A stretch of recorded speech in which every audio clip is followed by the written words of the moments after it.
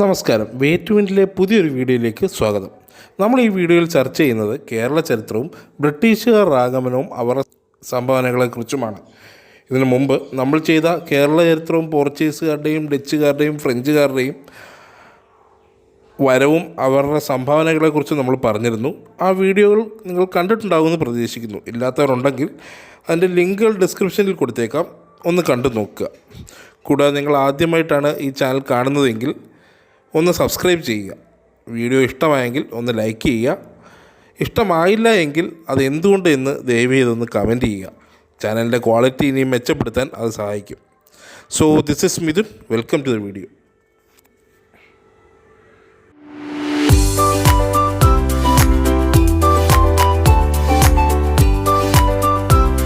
ബ്രിട്ടീഷുകാർ കേരള ചരിത്രത്തിൽ കേരളത്തിൽ അല്ലെങ്കിൽ കൊച്ചിയിൽ ആദ്യമായി വന്ന ഇംഗ്ലീഷുകാരനാണ് മാസ്റ്റർ റാൽഫ് ഫിച്ച്.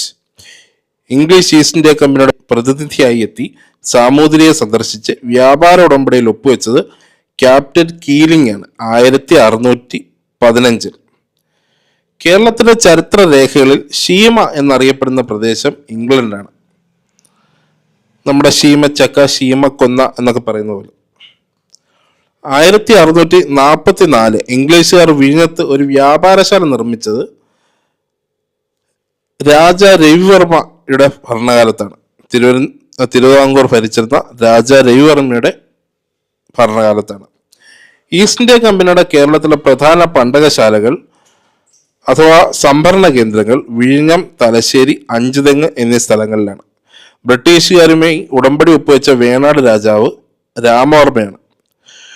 കൊച്ചിയിൽ ബ്രിട്ടീഷുകാർക്കെതിരെ പൊരുതിയ ധീരദേശാഭിമാനിയാണ് പാലിയത്തച്ചൻ. ബ്രിട്ടീഷ് ഇന്ത്യൻ മാതൃകയിൽ നിയമ സംവിധാനം ഏർപ്പെടുത്തിയ ദിവാൻ നഞ്ചപ്പയ്യ. തിരുവിതാംകൂറിൽ ആദ്യമായി ബ്രിട്ടീഷ് റെസിഡന്റിനെ നിയമിക്കുന്നത് ധർമ്മരാജയുടെ കാലത്താണ്. തിരുവിതാംകൂറിലെ ആദ്യത്തെ ബ്രിട്ടീഷ് റെസിഡന്റ് കേണൽ മക്കോളയാണ്. കേണൽ മക്കോളെ 1795 മുതൽ 1810 വരെ ഉണ്ടായിരുന്നു. തിരുവിതാംകൂർ പൂർണ്ണമായും ബ്രിട്ടീഷുകാരുടെ അധീനതയിലായ സമയത്തെ തിരുവിതാംകൂർ രാജാവ് എന്ന് പറയുന്ന അവിട്ടം തിരുനാൾ ബാലരാമവർമ്മയായിരുന്നു. തലശ്ശേരിക്കോട്ട നിർമ്മിച്ചത് ബ്രിട്ടീഷുകാരാണ് 1708. 1790 ബ്രിട്ടീഷുകാർ സെന്റ് ആഞ്ചലോസ് കോട്ടയുടെ നിയന്ത്രണം ഏറ്റെടുക്കുകയും മലബാറിലെ പ്രധാന സൈനിക കേന്ദ്രമാക്കി രൂപപ്പെടുത്തുകയും ചെയ്തു. മലബാർ ബ്രിട്ടീഷുകാർക്ക് ലഭിക്കാൻ കാരണമായ ഉടമ്പടി 1792 ശ്രീരംഗപട്ടണം സന്ധിയാണ്.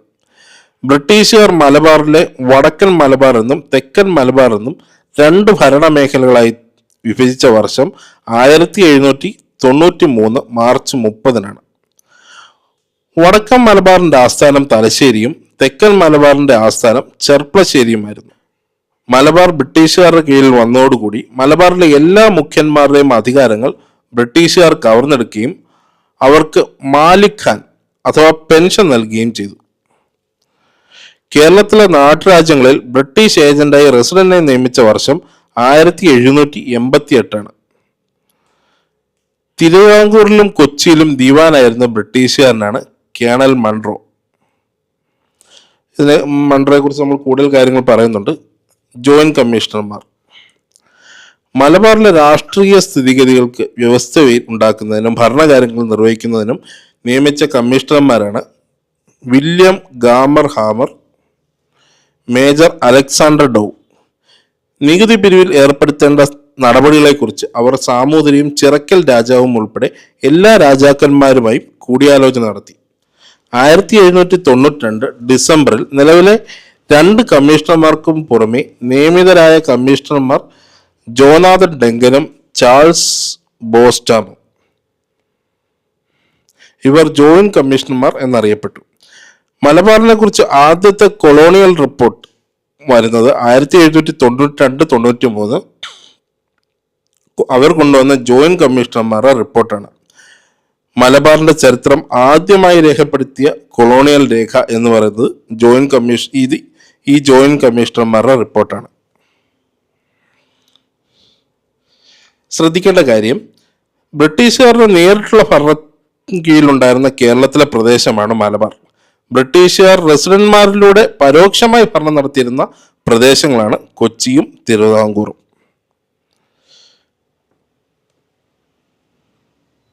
ബ്രിട്ടീഷ് കോളനിവൽക്കരണത്തിന്റെ വളർച്ച. മലബാർ 1792 ശ്രീരംഗപട്ടണം ഉടമ്പടിയോടുകൂടി ടിപ്പു സുൽത്താനിൽ നിന്നും ബ്രിട്ടീഷുകാർക്ക് മലബാർ ലഭിച്ചു. പിന്നീട് 1800 മലബാർ മദ്രാസ് സർക്കാരിന്റെ കീഴിലായി.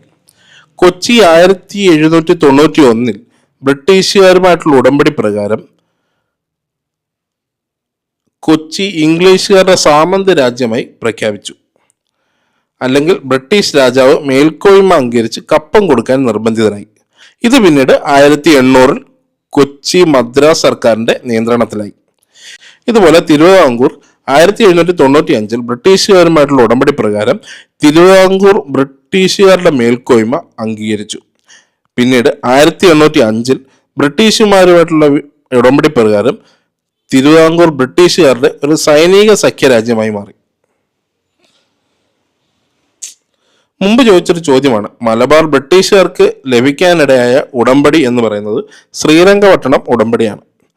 ടിപ്പു സുൽത്താനിൽ നിന്നും ബ്രിട്ടീഷുകാർക്ക് മലബാർ ലഭിച്ചത് ഈ ഉടമ്പടി പ്രകാരമാണ്, അതായത് 1792 ശ്രീരംഗപട്ടണം ഉടമ്പടി. ബ്രിട്ടീഷുകാരുടെ സമ്പദ് വ്യവസ്ഥ. കേരളത്തിൽ സ്വയം പര്യാപ്തമായിരുന്ന ഗ്രാമീണ സമ്പദ് വ്യവസ്ഥ തകരാനുള്ള കാരണം ബ്രിട്ടീഷുകാർ ഇവിടുത്തെ ഉൽപ്പന്നങ്ങൾ ചുരുങ്ങിയ വിലയ്ക്ക് കൈക്കലാക്കുകയും അവരുടെ നാട്ടിലുണ്ടാക്കുന്ന വ്യാവസായിക ഉൽപ്പന്നങ്ങൾ ഉയർന്ന വിലയ്ക്ക് ഇവിടെ വിറ്റഴിക്കുകയും ചെയ്തിരുന്നതിനാലാണ്. ബ്രിട്ടീഷുകാർ കേരളത്തിൽ നിന്നും കയറ്റുമതി ചെയ്തിരുന്ന സാധനങ്ങൾ നാളികേരം, ശർക്കര, കശുവണ്ടി, കുരുമുളക്, അടയ്ക്ക, ഇരുമ്പയിര് എന്നിവയായിരുന്നു. അതേസമയം കേരളത്തിലേക്ക് ഇറക്കുമതി ചെയ്തിരുന്ന സാധനങ്ങൾ എന്ന് പറയുന്നത് തുണിത്തരങ്ങൾ, മണ്ണെണ്ണ, പുകയില, പഞ്ചസാര, മറ്റു ലോഹ ഉൽപ്പന്നങ്ങൾ എന്നിവയായിരുന്നു. വ്യാപാരം സുഗമമാക്കാൻ ബ്രിട്ടീഷുകാർ അവലംബിച്ച മാർഗം എന്ന് പറയുന്നത് മലബാറിലും കൊച്ചിയിലും തിരുവിതാംകൂറിലും നിലനിന്നിരുന്ന വ്യാപാര നിയമങ്ങൾ ഭേദഗതി ചെയ്തു. ഗതാഗത മേഖല. വ്യാപാരം സുഗമമാക്കാൻ ഗതാഗത രംഗത്ത് അവലംബിച്ച വികസന പ്രവർത്തനങ്ങൾ റോഡ്, പാലം, റെയിൽപാളം എന്നിവ നിർമ്മിച്ചു. കേരളത്തിൽ ആദ്യത്തെ റെയിൽപാത നിയമിച്ചത് ബ്രിട്ടീഷുകാരാണ്. ബേപ്പൂർ തിരൂർ വരെ നീണ്ടുകിടക്കുന്ന റെയിൽപാത അവർ 1861 നിർമ്മിച്ചു. ചരക്ക് ഗതാഗതം സുഗമമാക്കാൻ തുറമുഖങ്ങൾ വികസിപ്പിച്ച പ്രദേശങ്ങൾ കൊച്ചി, കോഴിക്കോട്, ആലപ്പുഴ എന്നിവിടങ്ങളിലാണ്. കാർഷിക മേഖല അല്ലെങ്കിൽ വ്യാവസായിക മേഖല. ബ്രിട്ടീഷുകാർ പ്രോത്സാഹിപ്പിച്ച കൃഷിരീതി കമ്പോളത്തെ ലക്ഷ്യമാക്കിയുള്ള കൃഷിരീതിയാണ്. നെല്ലിന് പകരമായി വൻതോതിൽ കൃഷി ചെയ്ത വിളയാണ് തെങ്ങ്. കേരളത്തിൽ ഭക്ഷ്യക്ഷാമം പടർന്നു പിടിക്കാൻ കാരണം നെല്ലിന്റെ ഉൽപ്പാദനം കുറഞ്ഞത് മൂലമാണ്. ഭക്ഷ്യക്ഷാമം പരിഹരിക്കാൻ കേരളത്തിൽ വ്യാപകമായി കൃഷി ചെയ്തിരുന്നത് മരച്ചീനിയാണ്. മലയോര പ്രദേശങ്ങളിൽ വൻതോതിൽ തോട്ടങ്ങളിലായി കൃഷി ചെയ്തിരുന്ന വാണിജ്യ വിളകളാണ് കാപ്പി, തേയില, ഏലം, റബ്ബർ എന്നിവ. വ്യാപാര ആവശ്യത്തിനായി തേക്ക് മരങ്ങൾ വെച്ചുപിടിപ്പിക്കുകയും ഈസ്റ്റ് ഇന്ത്യ കമ്പനി ചുമതലപ്പെടുത്തിയത് കളക്ടറായിരുന്ന ഹെൻറി വാലന്റൈൻ കൊനോലിയ എന്ന സായിപ്പിനെയായിരുന്നു. നിലമ്പൂർ തേക്ക് വെച്ചുപിടിപ്പിച്ച് 1500 ഏക്കർ അറിയപ്പെടുന്നത് കൊനോലി പ്ലോട്ട് എന്നാണ്. തോട്ട വ്യവസായം ആരംഭിച്ച പ്രദേശങ്ങൾ എന്ന് പറയുന്നത് വയനാടും ഇടുക്കിയാണ്. മലബാറിനെ അപേക്ഷിച്ച് തോട്ട വ്യവസായങ്ങൾ കൂടുതലായി വികസിപ്പിച്ച പ്രദേശം തിരുവിതാംകൂറാണ്. കേരളത്തിലെ പ്രധാനപ്പെട്ട തോട്ട വ്യവസായ മേഖലകൾ എന്ന് പറയുന്നത് മൺറോക്ക് brown, Kannan Devan company, Malayalam plantations എന്നിവയാണ്. കേരളത്തിലെ പരമ്പരാഗത വ്യവസായങ്ങൾ എന്ന് പറയുന്നത് നാളികേരം, കയർ, കശുവണ്ടി, കൈത്തറി, ബീഡി തുടങ്ങിയവയാണ്. വെളിച്ചെണ്ണ വ്യവസായത്തിന്റെ പ്രധാന കേന്ദ്രം എന്ന് പറയുന്നത് ആലപ്പുഴയായിരുന്നു. ആലപ്പുഴയിൽ കയർ ഫാക്ടറി സ്ഥാപിച്ചത് ജെയിംസ് ഡാറ എന്ന് പറയുന്ന സായിപ്പാണ് 1859. കശുവണ്ടി പരിപ്പ് കയറ്റുമതി ചെയ്യുന്ന ഫാക്ടറികൾ വളർന്നു വന്ന പ്രദേശം കൊല്ലമാണ്. ഓട്ട് കമ്പനികൾ പ്രവർത്തനം തുടങ്ങിയ പ്രദേശങ്ങൾ ഫാറൂഖ്, കൊല്ലം, ഒല്ലൂർ എന്നീ സ്ഥലങ്ങളിലാണ്. കൈത്തറി നിർമ്മാണശാലകൾ ആരംഭിച്ച പ്രദേശങ്ങൾ കണ്ണൂര്, കോഴിക്കോട് എന്നിവിടങ്ങളിലാണ്. ബീഡി തീർക്കുന്ന കമ്പനികൾ പ്രവർത്തനം ആരംഭിച്ച കാലഘട്ടം 20ാം നൂറ്റാണ്ടാണ്.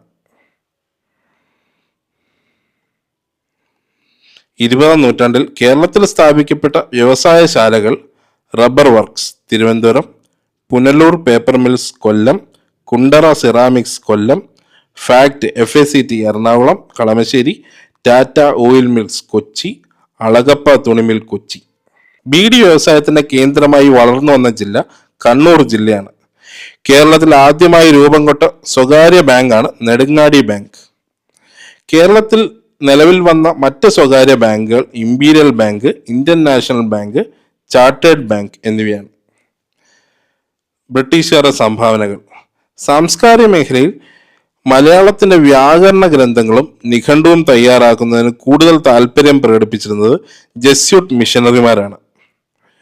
മലയാളത്തിലെ ആദ്യത്തെ വ്യാകരണ ഗ്രന്ഥം തയ്യാറാക്കിയത് ആഞ്ചലോസ് ഫ്രാൻസിസ് എന്നയാളാണ്.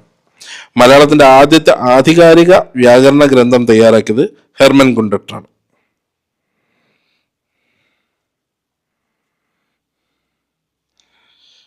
ശ്രദ്ധിക്കേണ്ട കാര്യം, മലയാളത്തിൽ ആദ്യത്തെ നിഘണ്ടു രൂപപ്പെടുത്തിയത് അർണോസ് പാതിരിയാണ്. മലയാളത്തിലെ ആദ്യത്തെ നിഘണ്ടു രൂപപ്പെടുത്തിയത് അർണോസ് പാതിരിയാണ്. ഇംഗ്ലീഷ് മലയാളം നിഘണ്ടു തയ്യാറാക്കിയത് ബെഞ്ചമിൻ ബെയ്ലി 1846-ലാണ്. മലയാളം ഇംഗ്ലീഷ് നിഘണ്ടു തയ്യാറാക്കിയത് ഡോക്ടർ ഹെർമൻ ഗുണ്ടട്ട്. ഒന്നുകൂടെ പറയാം, മലയാളം ഇംഗ്ലീഷ് നിഘണ്ടു തയ്യാറാക്കിയത് ഡോക്ടർ ഹെർമൻ ഗുണ്ടട്ടും ഇംഗ്ലീഷ് മലയാളം നിഘണ്ടു തയ്യാറാക്കിയത് ബെഞ്ചമിൻ ബെയ്ലിയും മലയാളത്തിൽ ആദ്യത്തെ നിഘണ്ടു രൂപപ്പെടുത്തിയത് അർണോസ് പാതിരിയുമാണ്.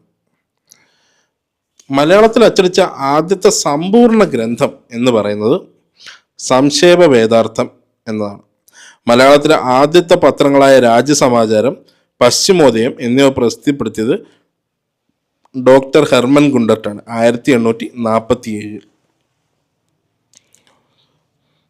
മലയാളത്തിലെ ആദ്യത്തെ പത്രങ്ങളായ രാജ്യസമാചാരം, പശ്ചിമോദയം എന്നിവ പ്രസിദ്ധപ്പെടുത്തിയത് ഹെർമൻ ഗുണ്ടട്ടാണ് 1847. വിദ്യാഭ്യാസ മേഖല. ജാതി മത ഭേദമന്യേ എല്ലാവർക്കും വിദ്യാഭ്യാസം എന്ന ആശയത്തിന് കേരളത്തിൽ തുടക്കം കുറിച്ചത് മിഷനറിമാരുടെ പ്രവർത്തനങ്ങളിലൂടെയാണ്.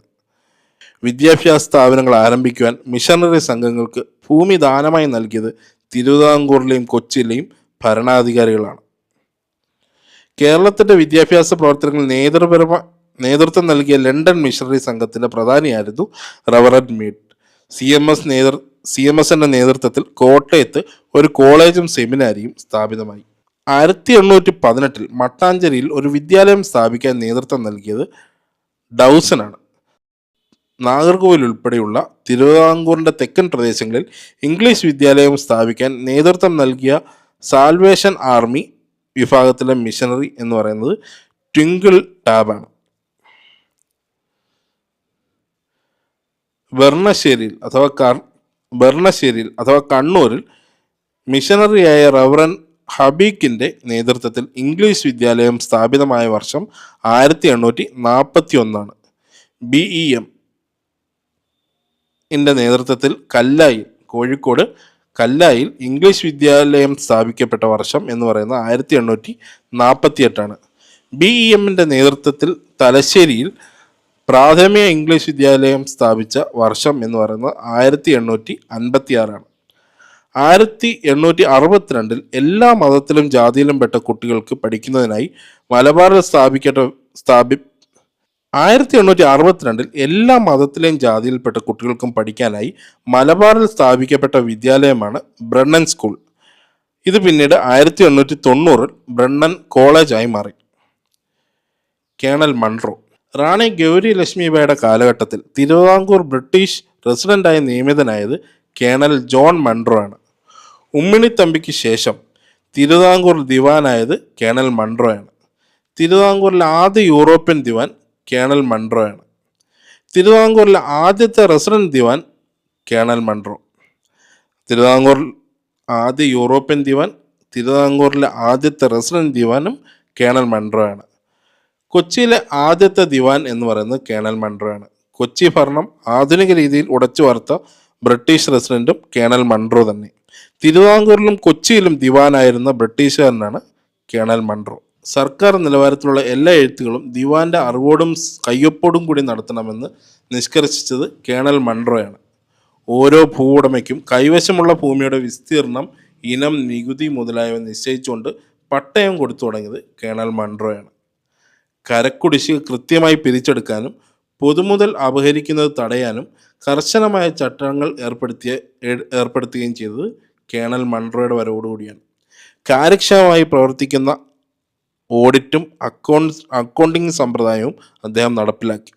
ജനങ്ങൾക്ക് ദുർവഹമായിരുന്ന ചില നികുതികൾ നീക്കം ചെയ്തു.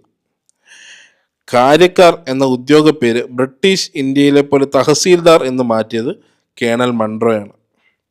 സൈനികവും നീതിന്യായപരവുമായ അധികാരങ്ങൾ ഒഴിവാക്കി നികുതി പിരിക്കുന്നതിന് ചുമതല മാത്രം തഹസീൽദാർക്ക് നൽകി. ക്രിസ്തുമതം സ്വീകരിച്ച സ്ത്രീകൾക്ക് ബ്ലൗസ് ധരിക്കാൻ അനുവാദം നൽകിയ തിരുവിതാംകൂർ ദിവാനാണ് കേണൽ മൺറോ. മിഷണറി സംഘങ്ങളും അവരുടെ പ്രവർത്തന മേഖലകളും. ലണ്ടൻ മിഷണറി സൊസൈറ്റി LMS തിരുവിതാംകൂറിലാണ് പ്രവർത്തനം. ചർച്ച് മിഷൻ സൊസൈറ്റി അഥവാ CMS കൊച്ചിയിലും തിരുവിതാംകൂറിലും പ്രവർത്തനം ഉണ്ടായിരുന്നു. ബാസൽ ഇവാഞ്ചലിക് മിഷൻ അഥവാ BEM മലബാർ ഭാഗത്താണ് അവരുടെ പ്രവർത്തന മേഖല. വൈദ്യശാസ്ത്ര രംഗം. ആധുനിക വൈദ്യത്തിന് പ്രാധാന്യം ലഭിച്ചത് ബ്രിട്ടീഷുകാരുടെ ഭരണത്തോടുകൂടിയാണ്. വസൂല് തടയാനുള്ള കുത്തിവയ്പ് ആദ്യം നടത്തിയത് മലബാറിലാണ്. കേരളത്തിൽ ബ്രിട്ടീഷ് സർക്കാർ ആശുപത്രികൾ ആരംഭിച്ച പ്രദേശങ്ങൾ മലബാർ, തിരുവിതാംകൂർ, കൊച്ചി എന്നിവിടങ്ങളിലാണ്. നിയമവ്യവസ്ഥ. കേരളത്തിലെ പരമ്പരാഗത നിയമവ്യവസ്ഥയിൽ മാറ്റങ്ങൾ വരുത്തിയത് ബ്രിട്ടീഷുകാരാണ്. കൊളോണിയൽ ഭരണത്തിനു മുമ്പ് ജാതി വ്യവസ്ഥയുടെ അടിസ്ഥാനത്തിൽ കേരളത്തിൽ പിന്തുടർന്നു വരുന്ന നിയമവ്യവസ്ഥയായിരുന്നു സത്യപരീക്ഷ. ബ്രിട്ടീഷുകാർ കേരളത്തിൽ നടപ്പാക്കിയ നിയമങ്ങളുടെ അടിസ്ഥാന തത്വങ്ങൾ നിയമവാഴ്ചയും നിയമത്തിൻ്റെ മുന്നിലുള്ള സമത്വവുമാണ്. കുറ്റവാളിയുടെ വാദം കേട്ട ശേഷം കുറ്റത്തിൻ്റെ സ്വഭാവത്തിനനുസരിച്ച് ഏകീകൃതമായ ശിക്ഷാവിധികൾ നടപ്പാക്കാൻ തുടങ്ങി. ജാതികൾക്കതീതമായി നിയമത്തിനു മുന്നിൽ എല്ലാവരും തുല്യരായി. കേസുകളുടെ വിചാരണയ്ക്കായി വിവിധ സ്ഥലങ്ങളിൽ കോടതികൾ സ്ഥാപിച്ചു. പരിഷ്കരണങ്ങളിലൂടെയുള്ള ആധുനികവൽക്കരണം. തിരുവിതാംകൂർ. ഓരോ ഭൂ ഉടമയ്ക്കും പട്ടയം നൽകുന്നതിനും അതിൽ കുടിയാൻ്റെ കൈവശമുള്ള ഭൂമി, കുടിയായ്മ സ്വഭാവം, അടയ്ക്കേണ്ട നികുതിയും തുടങ്ങിയവ രേഖപ്പെടുത്തുകയും ചെയ്തു. 1812 അടിമത്തം നിരോധിച്ചു.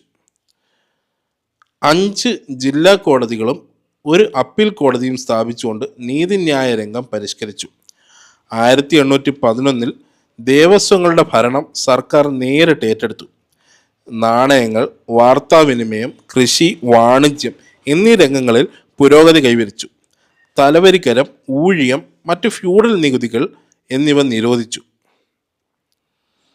1888 8 അംഗങ്ങളോട് കൂടിയുള്ള നിയമ നിർമ്മാണ സഭ രൂപീകരിച്ചു. നിരവധി ഫാക്ടറികൾ, ജലവൈദ്യുത പദ്ധതികൾ, പാലങ്ങൾ, കനാലുകൾ, പോസ്റ്റ് ഓഫീസുകൾ എന്നിവ സ്ഥാപിക്കപ്പെട്ടു. കൊച്ചി. കീഴ്ക്കോടതികളും ഹജൂർ കോടതിയും സ്ഥാപിക്കപ്പെട്ടു. പ്രധാന ദേവസ്വങ്ങൾ സർക്കാരിൻ്റെ നിയന്ത്രണത്തിലായി. 1845 അടിമത്തം നിർത്തലാക്കി. ഭൂമി അളന്ന് തിട്ടപ്പെടുത്തൽ നടപ്പാക്കി. റെയിൽവേ പാതകൾ നിർമ്മിച്ചു. പൊതുജന ആരോഗ്യം, കൃഷി, മത്സ്യബന്ധനം എന്നീ വകുപ്പുകൾ സ്ഥാപിച്ചു. കാണം ഭൂമി എന്ന പേരിൽ കുടിയായ്മയുടെ കാലാവധി ഉറപ്പാക്കിക്കൊണ്ട് കൊച്ചി കുടിയായ്മ നിയമം പാസാക്കി. ഒരു സ്റ്റാഫ് സെലക്ഷൻ ബോർഡ് സ്ഥാപിച്ചു. മലബാർ. ജില്ലാ പ്രവിശ്യ കോടതികൾ സ്ഥാപിച്ചു. റോഡുകളുടെ ഒരു ശൃംഖല നിർമ്മിച്ചു. അഞ്ചരക്കണ്ടിയിൽ ഒരു സുഗന്ധവ്യഞ്ജനത്തോട്ടം സ്ഥാപിച്ചു. നെയ്ത്തുശാലകളും ഓട് ഫാക്ടറികളും സ്ഥാപിച്ചു. കോഴിക്കോട്, തലശ്ശേരി, കണ്ണൂർ, പാലക്കാട് നഗരസഭകൾ സ്ഥാപിച്ചു.